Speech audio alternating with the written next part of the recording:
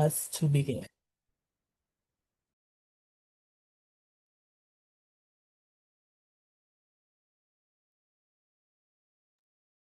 Well, good afternoon, everyone. I am so excited to be here. My name is Cheryl Hudson-Jackson, and I'm one of the directors of the Breedlove Entrepreneurship Center at the YWCA Metropolitan Chicago.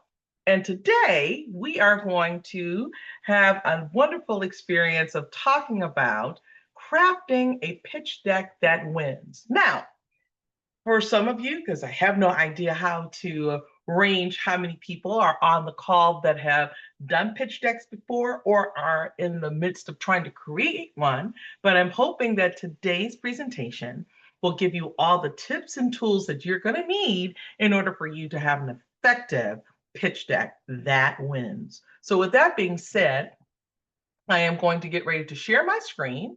Hopefully I share it in a way that you can be able to see all the things that are coming your way. So let me get ready to put my screen up to share. And I might need my helper to make sure that I am having the right screen on to make sure that you all see the bigger picture. So can I get some type of someone in the chat to tell me, yes, I see the big screen, Cheryl? Let's see. Yes, we see both strings. Okay, that's good to know. Then let me then change the display. Now I think you guys see the big screen, and I suspect from the chat I will get someone to say thumbs up on that as well. All right, so here we go. Crafting a pitch deck that wins. So what we're going to cover today is we're going to cover the purpose of a pitch deck, the essentials each slide deck should have, telling a compelling story, designing and visually putting together a deck that's appealing, understanding what investors really want, and then common mistakes to avoid. So let's get to it. The purpose of a pitch deck. So the purpose of a pitch deck is to provide a marketing tool that clearly and succinctly tells a story about your business, the present state it is in, what it is that you need and want from the individual that you're pitching to, in hopes that they feel very confident and what you are providing is something that they can take a chance in investing in. So clearly making sure that your idea or business is conveyed in a way that's logical, easy to follow, and easy to digest. So as you see on this particular slide, it says, communicate the business idea clearly, attract investors and stakeholders, and guide strategic discussions. But moreover, the deck really tells the story of your business. Oftentimes, when we talk about building a pitch deck, we refer back to your business plan. And let's hope that everyone that is on the call has one. But your pitch deck, for the most part, mirrors your executive summary. You say, how so, Cheryl? Well, in your executive summary, which is usually where all the financial folks go, it really shrinks the business plan down into a very easy, digestible journey of what it is. The name of the business, why the business exists, who are the clients, what kind of money are you making, what are you hoping to do in terms of growing your business? And quite frankly, that's exactly what the pitch deck does, to be able to entice and market exactly what it is that you're doing as a business so that the individual who's receiving this information can think about if in fact you're worth the risk. So from there, you say, well, then Cheryl, the essentials, what's really in this pitch deck? You mentioned the executive summary, but can you really break it down for me? I sure can. Here we go. There's 10 essential slides in a pitch deck. Now, I have to tell you, depending on if your deck is going before you, what does that mean? Meaning that if you're sending your pitch deck in before you come in the door and do your oral presentation, it's got to have these 10 slides in it. The cover, which basically introduces who your business is, the problem that you solve, the solution that you have, what does that really mean in the marketplace? What is then the product?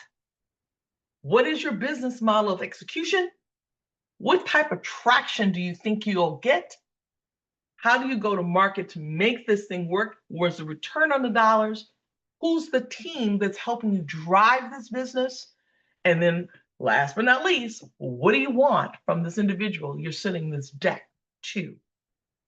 Now, the reason why I said in the front of this that sometimes these slides could vary is because if you are going in and presenting your pitch, not all of these are necessary, because in some cases you can collapse some of the key things here into your presentation as a whole. When you have a pitch deck that comes with you, meaning that you're going to be doing the presentation and it is the backdrop of your presentation, you'll be using your pitch deck to almost drive the conversation. What does that mean? It means that when you introduce yourself and you introduce your business, you could have a slide behind you that actually collapses cover, problem, and solution all in one slide. And then being able to talk about the market opportunity and the product in an additional slide. And then the business model by itself, traction by itself, go to market by itself, the team by itself, and the ask. So with that example, you're literally looking at 7 slides as opposed to 10. That's only because you are telling the compelling story. You are in front of them, being able to share your thoughts, give your great energy, and letting them know that you are worth betting on. But again, if you're not doing the presentation or the slide pitch, and you're sending it in to multiple funders or organizations that are willing to look at pitch decks to determine how they're going to make a decision to fund, these are the 10 essential slides that you really need to have on hand. So again, let's get into understanding how to tell this compelling story. So remember I said the cover slide has the name of the business. Your problem slide basically talks to, what did you determine the problem was? What was the high stake problem? How often does this thing happen? And backing that up with data and insight. In your solution slide, you talk about how you're solving the problem. And why is it 10x better or faster or cheaper than what's out there? But you keep it simple, nothing too elaborate, making sure that it lands.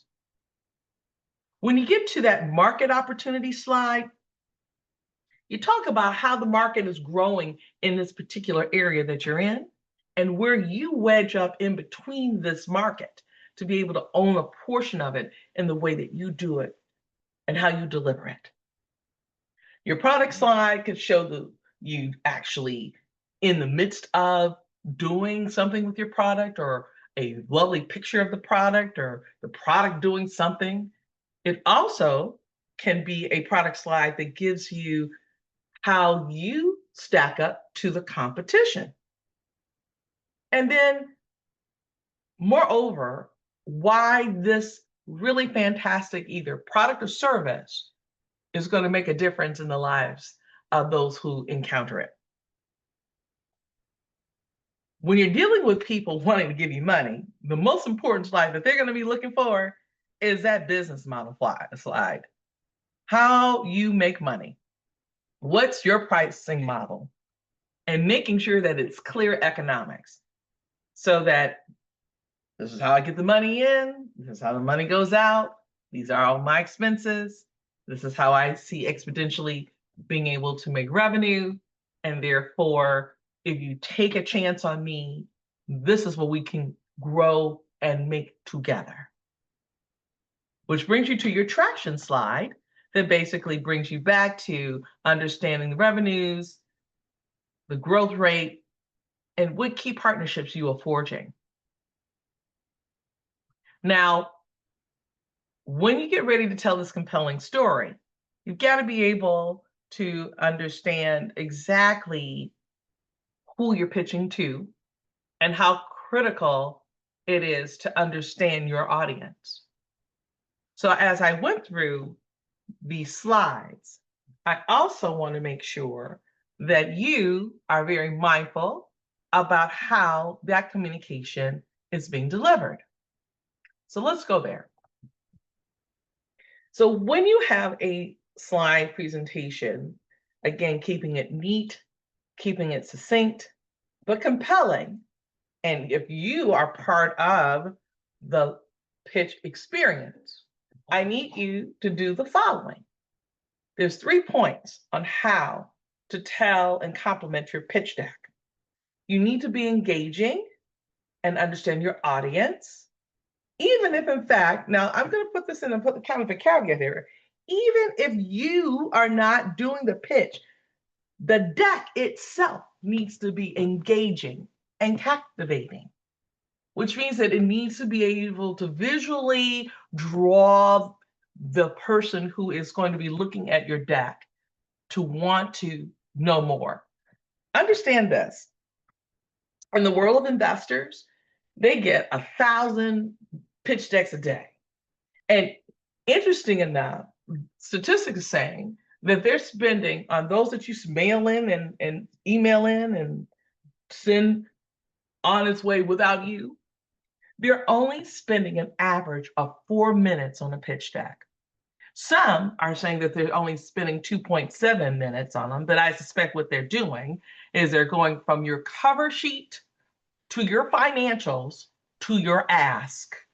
And if they then need more information, they'll go back to the other 7 slides in hopes that it will fill in the gap of what it is that they're missing. So if I had to think about the 3 most important slides in your deck, it is definitely who are you, what do you do, how do you make money, and what do you need from me? Oh, and how will I get my money back? That is truly what investors want to know. And therefore, if they're looking at 1,000 of them a day, how do you make sure that yours is compelling? And so to this point of if you're not doing a pitch contest and your pitch deck is going before you, it still needs to be compelling. It still needs to have a appeal. It needs to be simplistic. It doesn't need to have a lot of words. It doesn't need to have a lot of graphics, but just the right balance that definitely tells the narrative, make it easier for them to want to navigate through all 10 slides. But if nothing else, those 3 most important ones really nets out what is important. And that if you were standing up and doing that presentation, I'm quite sure with your energy and your tonation and the way you would share your baby, your business, it would create a relationship of trust. But without you being there, how does trust exist in a pitch deck?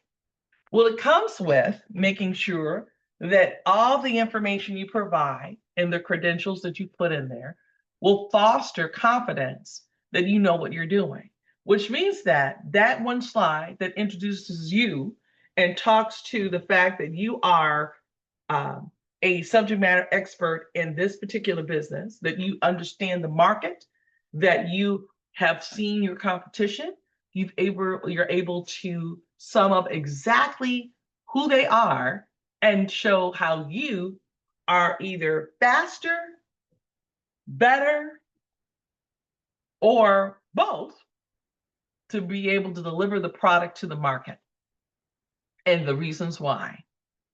That's how you build trust and credibility in the deck. But moreover, when you're standing up and presenting yourself, you are able to modulate your voice and have that data point behind you with anecdotes to actually complement it so that the building of trust and credibility is there.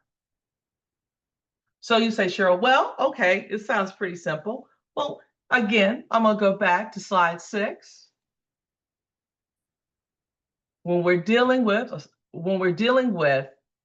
the cover, the problem, and solution, I need you to make sure that it is clear and succinct.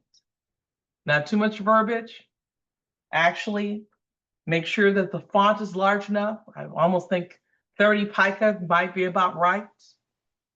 That the color and the branding is consistent. That if it starts off with a story, that the story is not too sophisticated, that it is not easily transitional into the most important part, which is what is the product? How does it make money? Where's this position in the market? And what do you want from me? And how will I get my money back? Okay, so with all that being said, let's go on to talk a little bit about being relaxed in your business. So, oftentimes when individuals are doing pitch decks, they actually get so anxious that it just becomes almost too hard to put on paper.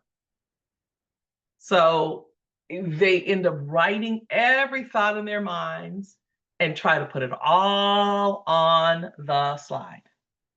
Again, that is not going to get anyone to read your pitch deck. Matter of fact, it will get it to the tall pile.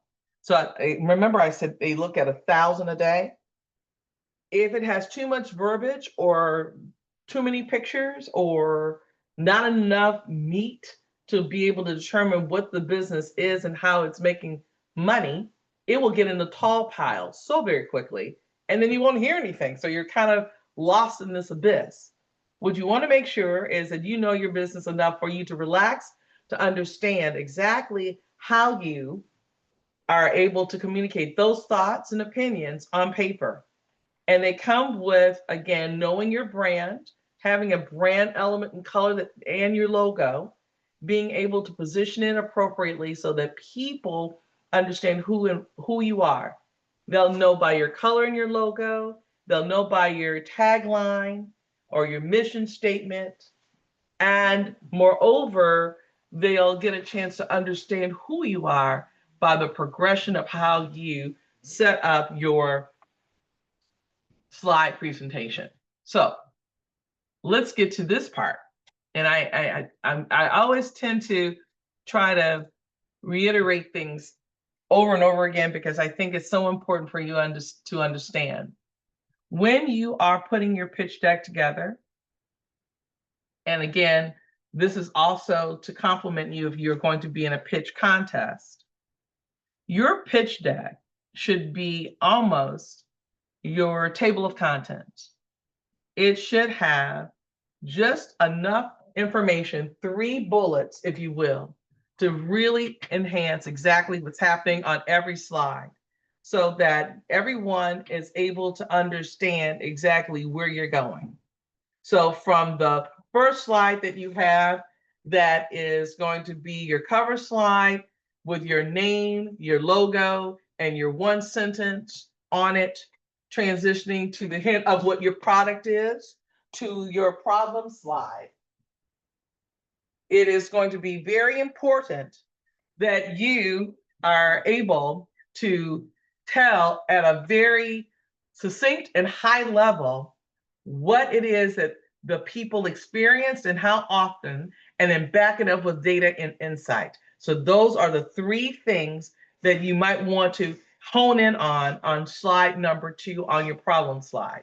But moreover, when you're doing that, your presentation, as I talk here about engaging the audience and the techniques of connecting with your funder, with the person that you're sending the pitch to, you almost want to make sure that you do a pitch in your head while you're putting the actual deck together. So here I talk about, well, if you're doing your deck and your pitch in front of someone, eye contact and being able to weave stories and encourage questions. But you want to do the same thing as you're talking to your solution slide and your market opportunity. So in your solution slide, how you solve your problem, you want to make sure that it is very clear. And I'll give you an example. When I think about products like Band-Aids, everyone has a scratch and they're trying to figure out how to cover it up so it doesn't get infected. And so the problem slide could be every time someone gets a scratch, they're also looking for something to be able to cover it pretty quickly that allows them to still have the flexibility and dexterity to be able to move. And oftentimes we are finding, especially in a particular age group, these individuals have more scrapes and more cuts than others. And then being able to back that up with the statistics of how many children run through Band-Aids, then you come up with your solution that I have a Band-Aid that doesn't look like a Band-Aid, something that a kid would want to wear, a kid that might not want to peel off, maybe has their favorite cartoon character, etc.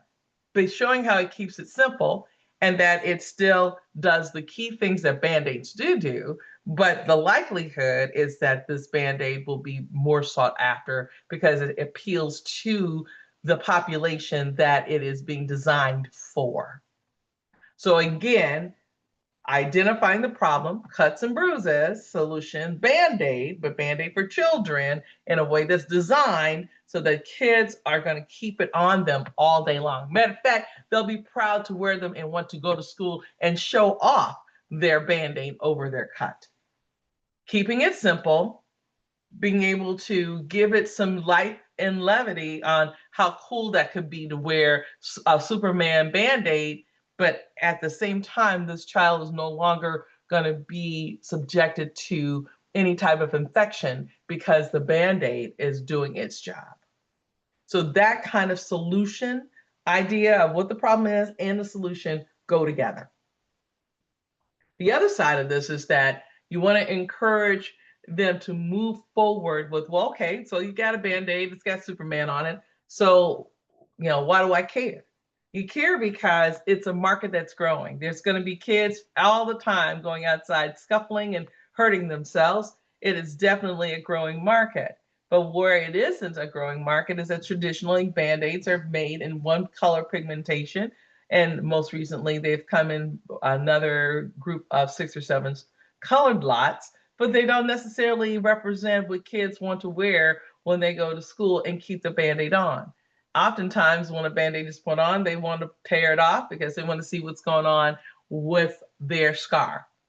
This is a way of being able to guarantee more likely that the kid will keep the Band-Aid on so that then the healing process is promoted and it is a product that will be more desired for kids when they go into the stores.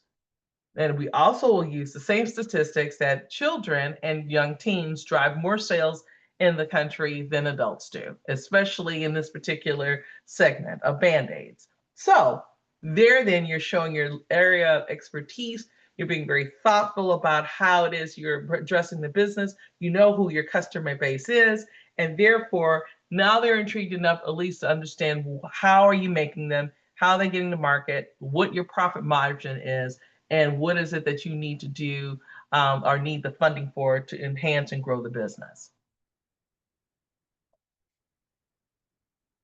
So with all that being said, let's talk about the product slide itself.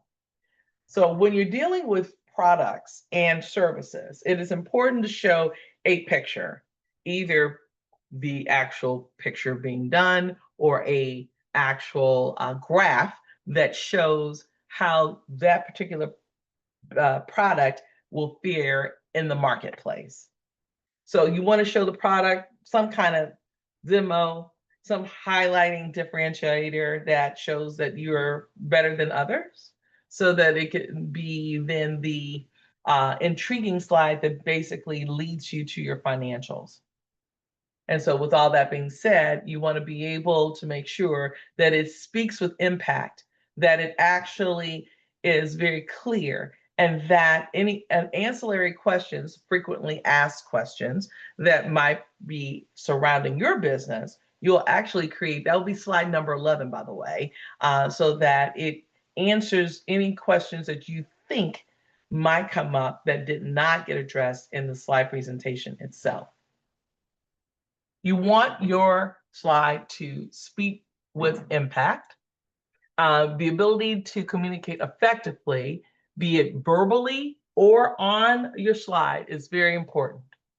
It requires you to be far more intentional about what you want them to get. And so the approach of doing a pitch deck that wins is actually creating a pitch deck that will have some oral presentation associated with it. Because when you're able to do the oral presentation around the deck that you create, you can then go back and put in those nuances that are going to be critical when you mail it out without you. So again, if you speak with impact, you also want to make sure that your deck has impact. So you say, well, Cheryl, okay, I think I got it. You want me to be able to get a slide that has a cover on it. You want me to be able to state my problem, but not in a way that it's too verbose and confusing. You want me to be able to talk to why I have this particular product, how I am the solution. And you want me to then tell them that I'm the solution and I understand the market opportunity of me bringing my product to the marketplace over all the others that are out there.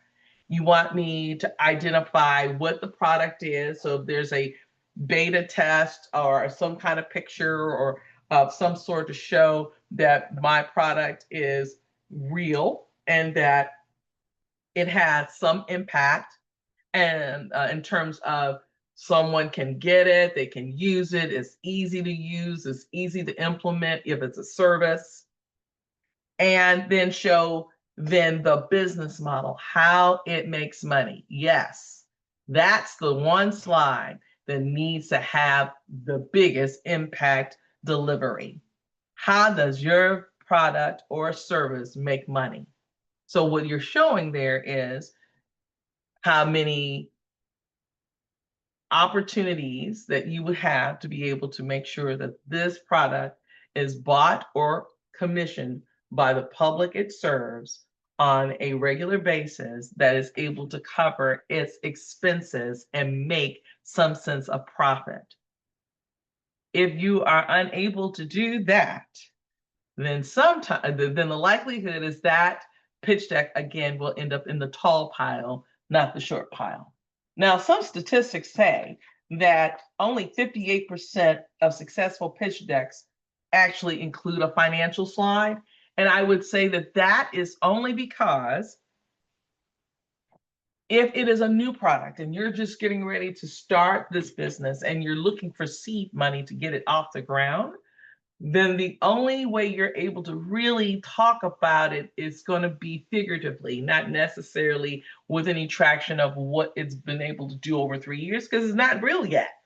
So what you would then be able to do is you use what statistics that are out there for like products and be able to talk about what you already know for sure that you're able to produce given your market research and your beta testing of the product that you're bringing to market. So that business model slide, if you are an established business, it's going to talk to the actual 3 years or 2 years of traction you've had, showing that you are able to make a profit with this business and you need X amount of dollars to take it to the next level. Or if you're a new business, you are going to show statistics of why this particular product is needed in the market, and that your process of how you're going to grow your business that you can share, of how you then will make a profit, is how you will then finish up and create that business slide, that business model slide. Making sure you understand this piece, this traction piece, being able to understand what your growth rate would be in a business that you haven't established yet, is going to be a hypothesis. But this is where any market research you've ever done around what you're bringing to market, this is where you're going to pour that information into it to show that legitimately what you have come up with is something that somebody's going to want.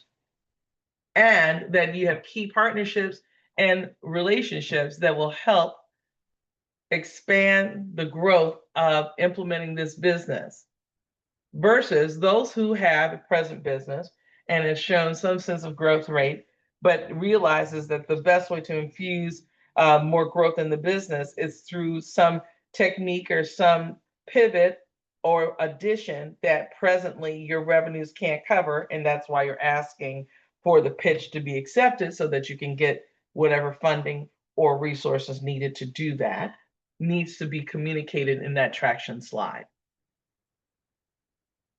Now, if you're new to the business and you are going to have a slide that kind of talks to go to market, which is like, how are you going to acquire customers? If it's something that is brand new to you, and you're going into a marketplace that's already well understood with other clients that are doing it differently than you, there's going to be a need to have a slide that talks in succinct measures of how you are going to go after your clients. So is it that you're going to be at a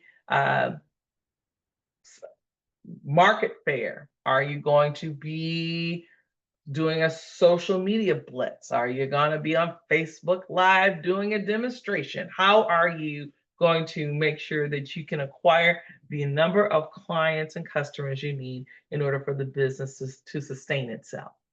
What type of partners are you willing to work with? So if in fact you are a clothing specialty business and you are thinking about growing your business but cannot necessarily carry all the things in your store, is there an opportunity for you to be in partnership with another clothing store that your product could be a great complement to, and do cross marketing between the two stores as a partnership to actually share each other's customer base?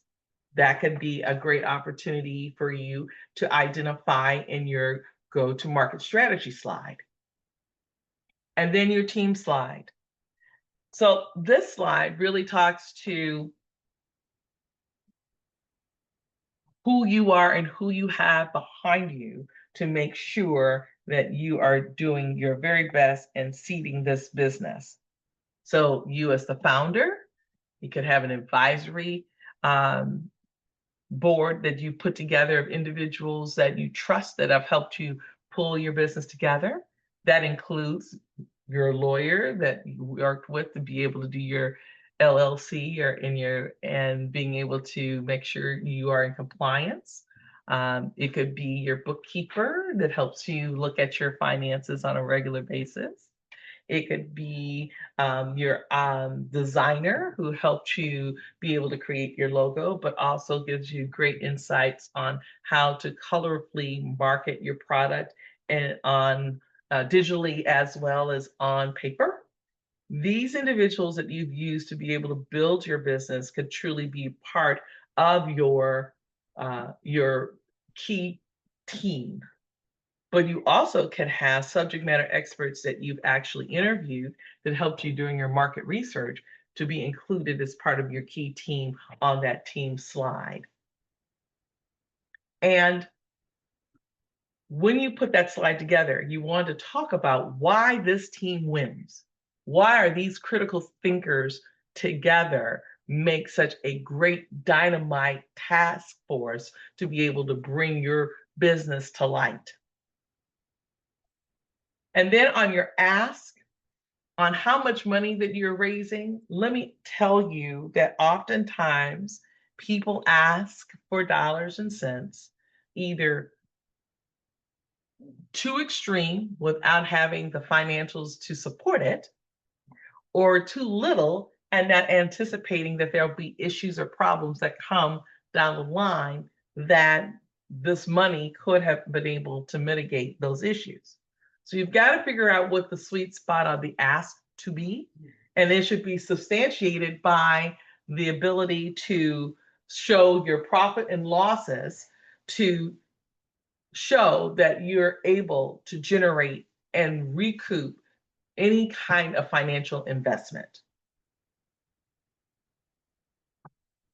The tips that I would like to give you in reference to that, though, is that you want to make sure that the numbers add up. They're going to look at how much money you project that you're going to be making or have made over the course of the years in your financial slide, and then look at what you're asking for so that they can very quickly make a decision on what your business actually is able to generate. So again, I want to make sure that you are very mindful that you can't ask for $5 million if your business only generates $10,000 a year. You've got to make sure that the numbers add up and the ability to scale for the payback makes sense. So with that being said, I'm going to move on to making sure that you understand some delivery techniques that you would use if in fact you were doing this as a pitch as opposed to just delivering the deck.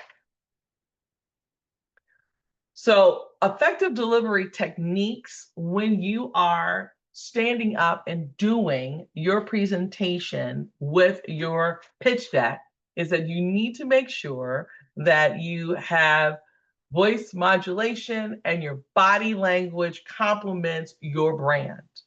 Your brand is being represented in your body with your slides behind it. And so therefore, as strong as your slide presentation is, as neat and visually appealing that it is, then you need to have that being represented in you as a person. So make sure that when you're looking at your designs, your techniques of how to deliver yourself and have it complement your slide presentation, it is very much aligned. So again, a prime example, individuals who are doing pitches that have a logo typically try to have attire that complement their slide presentation so that it's all cohesive. But what I am wanting you to make sure that you understand is that since your pitch is going to be so dynamic, so on point, so succinct, so clear, you need to match your deck. Okay. In the design and best visual practices, you need to be very mindful about your pitch deck being clean and simple. There should be some white space on your deck. I have seen individuals who try to fill it up because, again, they write down all the ideas that they think that everyone will want to see.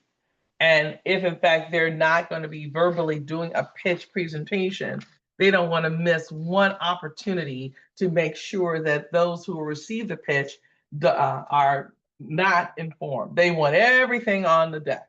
That's not how this works. I just told you they only spend 4 minutes. Some are only using 2.7 minutes. So it's got to be clean. It's got to be simple. It's got to be succinct. Make sure that you avoid the clutter and that the message is very, very clear. Use your branding colors and your logo to be the representation that's consistent on every slide. Make sure the fonts agree. So what I am saying to you, ladies and gentlemen, get a font and stick with it. There's nothing more distracting to have you using Arial on one and then have some other script on the other. It just makes for confusion. You know how it is when you are listening, you see someone and then you hear someone and their voice and their look don't add up? That's exactly what happens in a deck. They get started with that first page. It looks beautiful. It's got the white space, the fonts agree. And the next one, you've got it in some other filigree looking font. And they're like, is this the same communication? So again, the cohesiveness of your color scheme, the fonts that you use, the logo placement. The logo placement, by the way, should be in the same space, be it in a corner, or right justified, left justified, that the colors that you use are very consistent and coherent. But it is important that your branding stands out so that they know who you are, even when they see another correspondence, they'll be jogged to remember that they might have seen your presentation or your product before because of how strong your brand identity is on your pitch deck. Make sure that your images are sharp, that your icons are sharp, and they support what you're talking about. Notice when I told you to relax, and I used the slide that had the lady doing yoga. I'm gonna go back to that really quickly so that you all can see that. She was stretching out. She was doing, so when you're doing yoga, you're relaxing, you're stretching yourself out. I used something that you could identify with her stretching her body when I said, you know your business, so relax. When you're picking the kinds of pictures to complement your story, they should complement each other. If I put a woman on this page that looked like she was in hysterics and said, and told you to relax, you would go, huh? How does hysterics and relax go together? So you got to make sure that the continuity is there.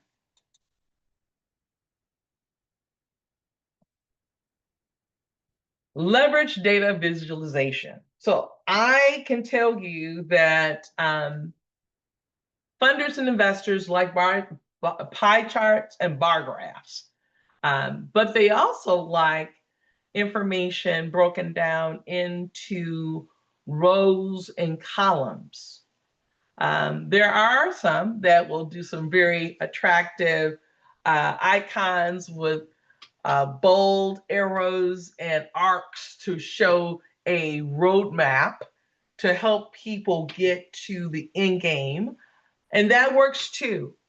But the metrics and the numbers need to be clear, and that if it's going to be infographics, it needs to be persuasive and digestible. So you say, Cheryl, what do investors really want to see? Again, I'm going to go through this because I think this is most important. A clear problem and solution is what they're looking for. A market opportunity that's growing. A well-defined business model. Some traction from your market research that shows that there's truly momentum, that it is growing. And a group of individuals, your infrastructure team, that is strong, that can rally around you, that you can actually accomplish the goal of bringing your product to market, and it's going to be delivered in a professional and a way in which example has great examples of expertise and can make a difference in the marketplace. So I am going to go to this particular slide because this is one of my favorites, and it is the dynamic delivery. So I need you to understand, even in paper, When you are doing a pitch or you are sending a pitch in, typically if you target 10 people to look at your pitch, only 3 of them are actually going to look at them from top to bottom. And they used to spend 7 minutes on it, then it's now down to 5. It really is somewhere between 5 and 3 minutes that you are going to get their attention. If you are actually doing the pitch, you will end up getting at least 5 questions from your pitch deck. And that's if, in fact, it's very succinct. And that is the reason why I mentioned the last page being an auxiliary page on frequently asked questions around your business. I'm going to tell you how you get to those, by the way, in a minute. If you have retained individuals' attentions, usually the target is 80% of what you have sent as a pitch deck will be retained. And actually, we're seeing it's 85% is going to be retained, but the feedback that you should be getting, which kind of turns into if this is done correctly and all the critical points that we've been talking about are hit, you'll end up getting at least anywhere between a 90 and 95% feedback that's positive. But what does that really mean in the big scheme of things? Well, if 1,000 pitch decks are being viewed and 58% of them don't have the financials, they're also I can do the math and say that likelihood is that we are looking at 500 pitches are actually being considered. Of the 500, 250 of them really are going to be given rigor. And of the 250, somewhere between 50 and 100 of them will get funded. So making sure that your delivery of being succinct and being able to deliver a compelling story is going to be so critical. When I was talking about if you're going to do a presentation with your pitch deck, these are the key things that you want to make sure that you know before you stand up in front of anyone doing your pitch. You need to know your material in advance. You need to anticipate the common questions and rehearse your responses, which means that if you take your pitch deck right now and give it to someone who does not know you, giving it to someone that's possibly in high school, to have them read it to make sure that they understand exactly what your business is from your pitch deck and they get it, then that's going to be a very well received pitch deck. If you give your pitch deck to someone that's in high school and they ask 97,000 questions because it's not clear, one, you want to capture those questions because they potentially could end up being in your frequently asked questions. But two, it's also a guideline to go back to the drawing board to find out where those gaps are in order for you to be able to make a very cohesive deck. And then I will also tell you that in any case, you need to stay calm. You need to be, if you're doing it in real time, listen actively, pause and reflect, and maintain eye contact if you're doing your presentation in person. If you're sending the deck, you need to use the same concept. Once you send it off, you need to be calm and let the process take its course. You need to be able to receive whatever feedback that comes back and look at it to do the kinds of corrections, if needed or necessary, to the deck, and be able to maintain that you are doing the very best business that is out there and it is worth being funded. Because you're up against a lot of steep competition, it is important for you to be able to understand what's out there and have the faith that your deck is one that made it through 1,000 to the 250 to potentially being one of the few that are funded. Even if you're in the 250 mark, you're going to get feedback from those investors. And that feedback is very important for you to listen to and sculpt and clean and have some agility around having your deck represent what it needs to, depending on what funding you're going after. Which brings us back to, if you are using your 10 slide deck, some investors don't want 10 slides. Some will only need or want 7, which I talked to you about, which ones that you can consolidate. But your deck, as I have shared it, are the important pieces that you need to be able to sculpture, be able to compile and craft to the liking of the particular funder that you're going after. So I want to also share with you that practicing your pitch, an alignment to your pitch deck, is also going to give you some insight when you listen to yourself and record yourself on how you're being seen and how you're being perceived. It is important because doing that will also help you self-correct or course correct effectively the message that you want people to get in your deck. So what's most important for me to tell you to do is, as you do this deck, you do 3 things. You do the deck, you walk away from it. You come back, you review it, and you give it to a high schooler. You have them tell you what it is that they got from the deck. And then last but not least, you actually rehearse your pitch deck as an oral presentation and potentially maybe record it on Zoom. It's going to give you a better understanding of how they're hearing what you have on paper. And if there are other nuances that you think are going to make a difference and set you apart from other people, how you then can cleanly and succinctly integrate that into this powerful deck that you're sending out. Final tips before we get into our Q&A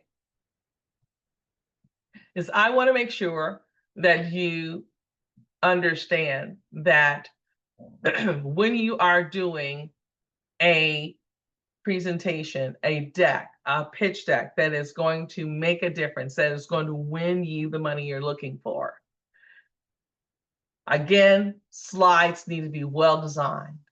They are very crucial. They're your visual aids, they're your talking points, they're your salesmen selling you. So it has to be a very succinct communication. It has to have visuals that make sense. It needs to have consistent branding. It needs to make sure that it grips them. It leaves a lasting impression. It will then move you from the tall pile to the short pile.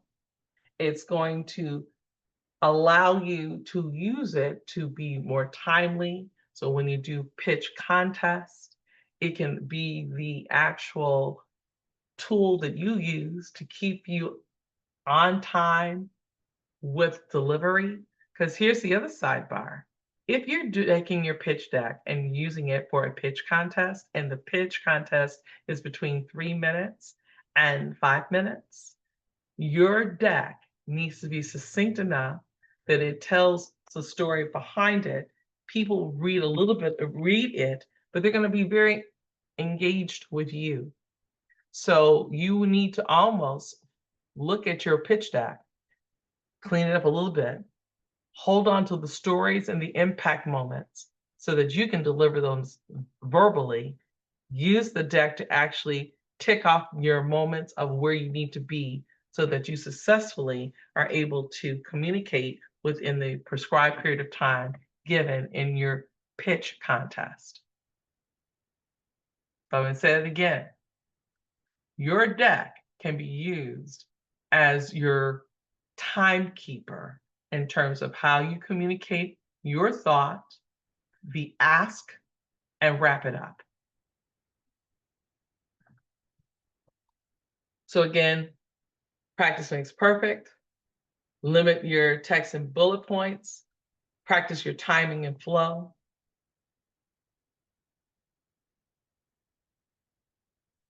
Make sure that all your transitions are seamless, they're professional, that you, for all practical purposes, understands what's on paper so that it then is an enhancement to you when you're doing a pitch.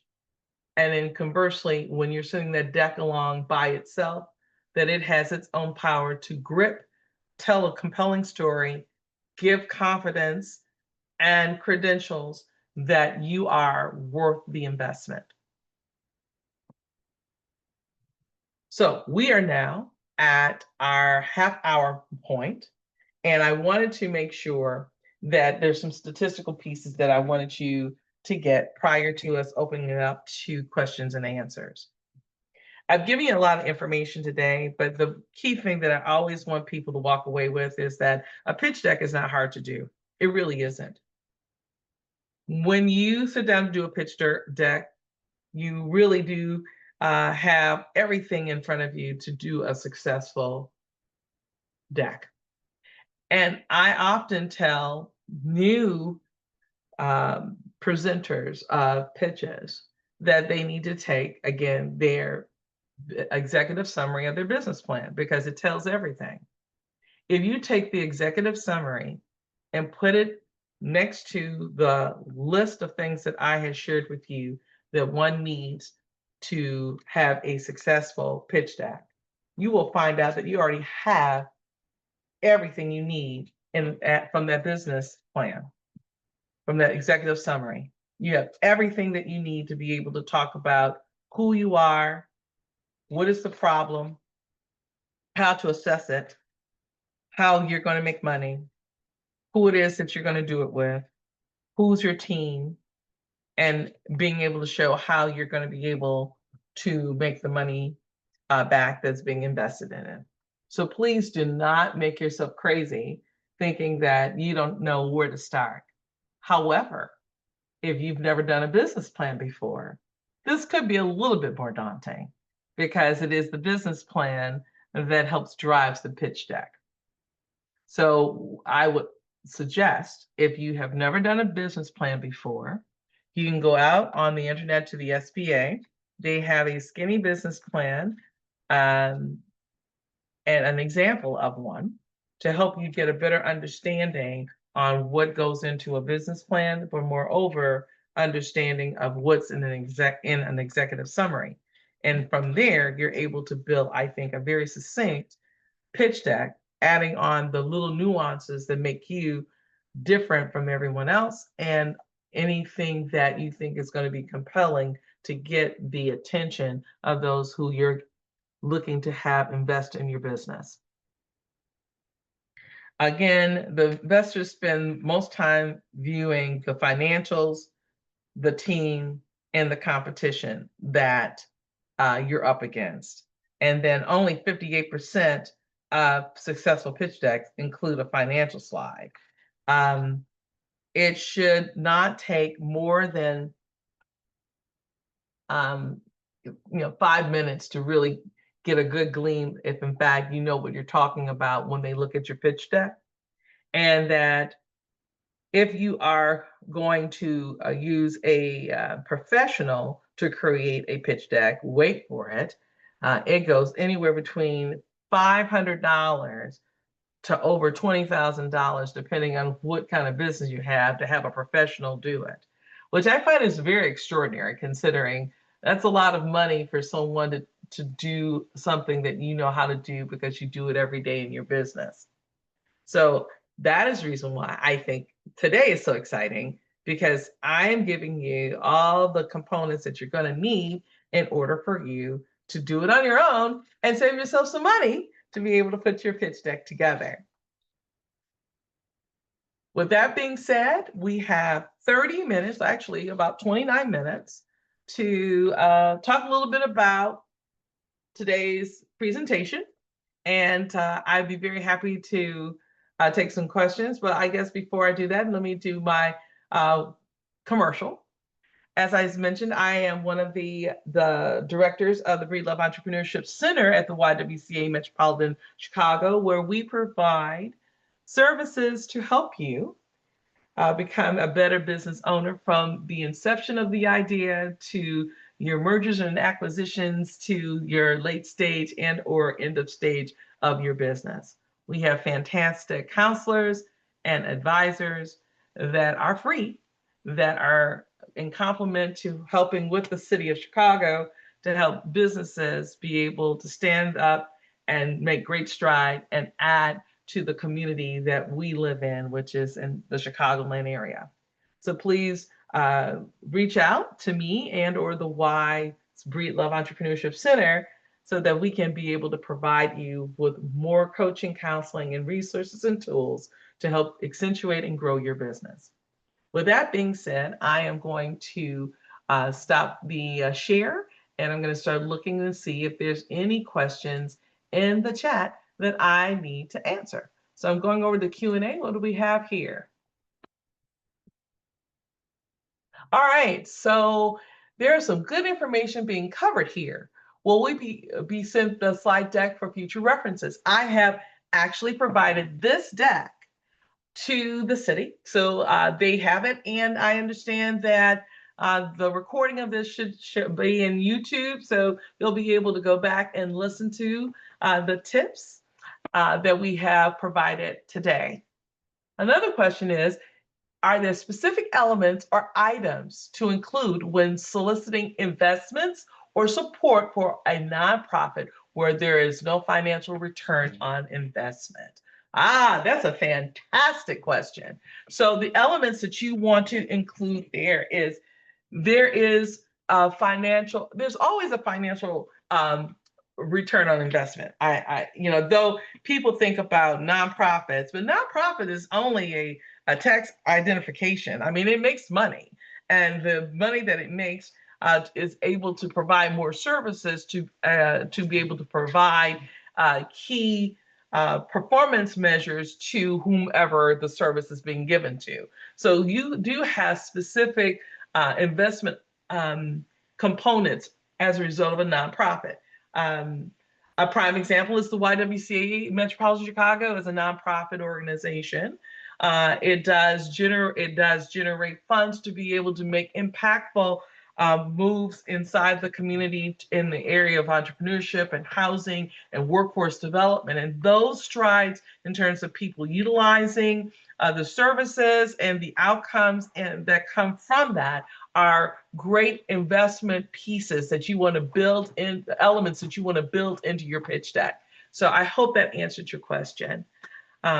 Sorry, my connection has been going in and out, but we'll log back in. Okay, very good. I've got you there. What does merger and acquisition mean? So the ability, and I'll give you a prime example. Who just did a merger that everyone would know about? Well, let's see. I'm gonna go with, at one point, that Hershey only had a particular, Hershey did Hershey bars, and they also did a couple of other candy bars, old school candy bars. But at one point, M&M Mars came up for sale, and they merged with Hershey. I think I'm right. And that's a merger where a business is not doing as well, but would do better under a different management, and therefore they merge together, and they keep their brands, but they live under one main house to be able to help the financial growth of the business. And an acquisition would be someone who buys a business, so they acquire them. So Quaker Oats used to be a very big organization in the Chicagoland area, and PepsiCo was its own entity as well. PepsiCo owned Frito-Lay and all the snack foods along with sodas. Quaker Oats owned myriad of things, Gatorade, cereals, etc. They actually were a acquisition and merger, because though Quaker Oats belongs to PepsiCo now, Gatorade is still its own brand, but it is being powered underneath the PepsiCo label. So that would be an example of an acquisition and a merger at the same time. I think I'm right with that. Okay. Yes, my email is on the last slide, but the email for me is Cheryl.Hudson-Jackson at ywcachicago.org. Um, there's some other ones that just came in. Let me see. Oh, yes, thank you. Capital One and Discover was definitely, that's a merger. Absolutely, that was. Thank you. That was a good one. T-Mobile and Sprint. Yes, yes, yes. Wow, you guys are on top of it. I love it. And yes, Disney is now taking over Hulu. I'm actually very sad about that because we're going to miss a lot of services that were exclusive to Hulu that are not following Disney. So that sometimes becomes some of the sad moments of mergers and acquisitions. I have someone here because I'm in a pitch competition that is being sponsored by an organization that is awarding a non-dilutive grant prize between 25 and 50K. Good for you. Would the slide decks be different since I am not pitching to investors? So what you would be doing, by the way, is your pitch deck that you would be sending to investors are, and the one that you're going to be using for your competition can be one and the same. They just have to, some of them might, the slides might be styled a little bit differently, but the concept of being able to tell who you are, what your brand is, why it exists, and how it's going to make a difference in the marketplace is still the same. So I would tell you that what I have shared, and there will be really very little difference in order for you to be effective with the slides that we just talked about. So you can use the 10 that I talked about, and being able to effectively land a position of people paying attention to you. We have used a comparable of this same concept with individuals who have pitched with TechRise and have actually won. So I'm going to tell you that if you stick to the ones that I have shared in this presentation, embellish them appropriately to your business, you're going to be considered right on point.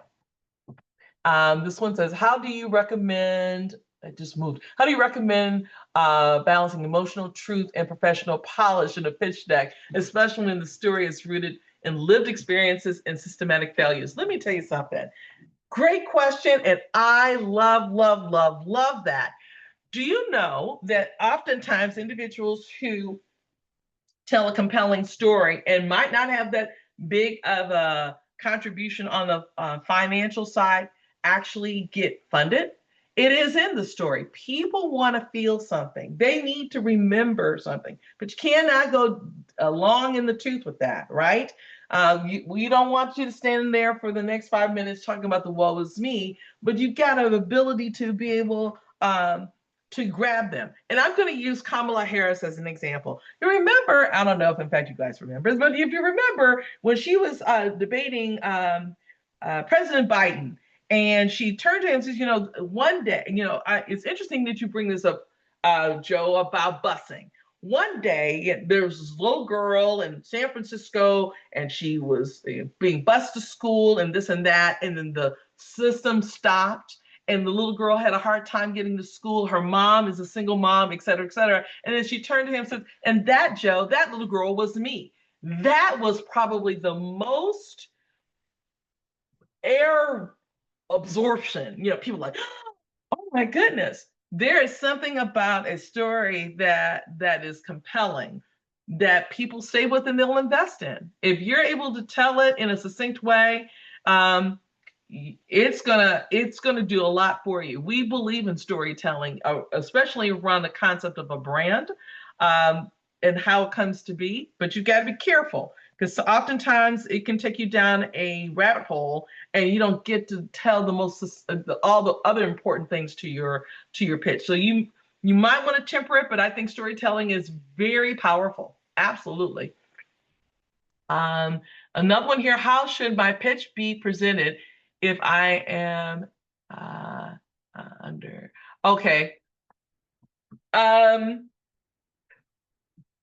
There is no differentiator between nonprofit and for-profit pitches as far as I'm concerned. If you tell a good story and you can show how the impact is going to be made on the community in which it is in, then you are in good shape. Because again, it's not necessarily about the tax classification of being a profit or nonprofit. It's about, can you do what you say you're going to do? Can you provide the service that you said you're going to provide? Can it be scaled? Is it impactful? Will it be able to make sure that anyone who invests in you, they're proud to be associated and will then be able to see some kind of gain? And that is the most important part. Does your organization share pitching opportunities or information on funders who are looking to invest in small businesses? So oftentimes individuals who have been a part of our Small Business Development Center, which is headed up by our director, Penny Frierson, she, along with myself and my other business partner, Lois Wilkins, we are always receiving information from organizations that are having pitch events or CDFs from banking institutions, from organizations that are also part of the BSOs, which is what I really meant to say. I was having an alphabet moment there. It's like having alphabet soups. But other BSOs, business support organizations that are providing some type of funding mechanisms, we get all that information and disseminate it out to the individuals that we have in our database that we service. So yes, we're able to let individuals know what money is out there that comes our way that people let us know about. So getting in contact with us, we will definitely try to see how we can get you in the loop so that you can find out some of the information that we find out in terms of monies that are available in the Chicago area. Which SBDC, the YWCA? Yes, so the YWCA Metropolitan Chicago has an SBDC. And so if you go out to our website, it will give you the information on how to connect with our Small Business Development Center. And then, of course, the Breedlove Entrepreneurship Center provides coaching and counseling. It has several cohorts, one in bartending and mobile bartending businesses. We have another cohort for late stage businesses that looks at helping women specifically and being able to scale their business. And we have a master plan program that teaches you how to do a skinny business plan and a skinny pitch deck. Let's see, we've got, I'm building a pitch rooted in lived experiences and systematic barriers and your guidance helping. Well, you're very welcome, Adrienne. You're very welcome. I appreciate that. Penny Frierson is on the call and she has put her information in the chat box. She is our, again, SBDC director, so please reach out to her. Thank you, Penny.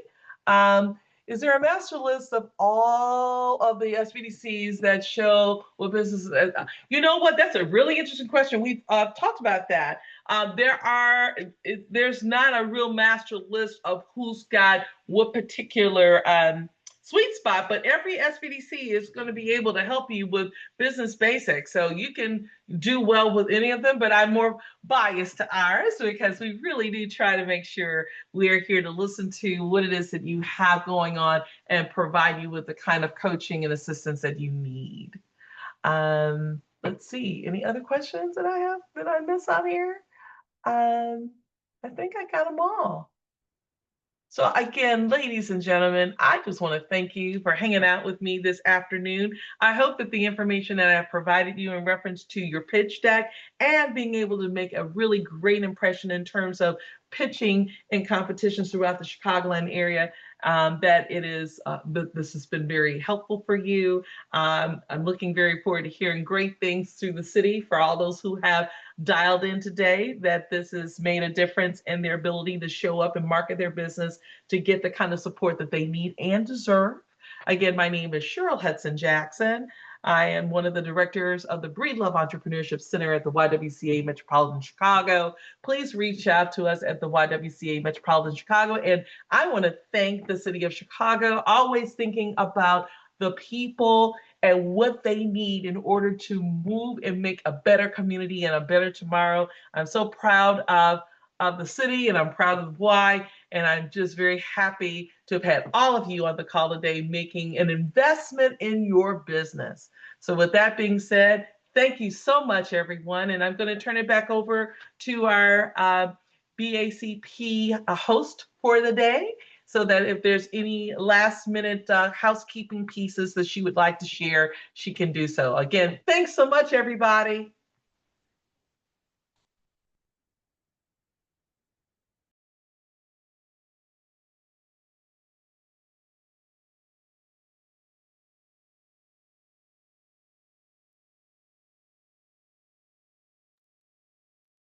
And thank you, Ms. Jackson, for today's webinar. I hope all of our attendees received the information. If you are a part of the BACP Entrepreneur Certificate Program, your account will automatically be credited within 24 hours. To learn more about our upcoming webinars, please visit chicago.gov/BACP webinars. And today's webinar was recorded. It will be available on our YouTube channel at youtube.com/Chicago BACP. Thank you and have a great evening.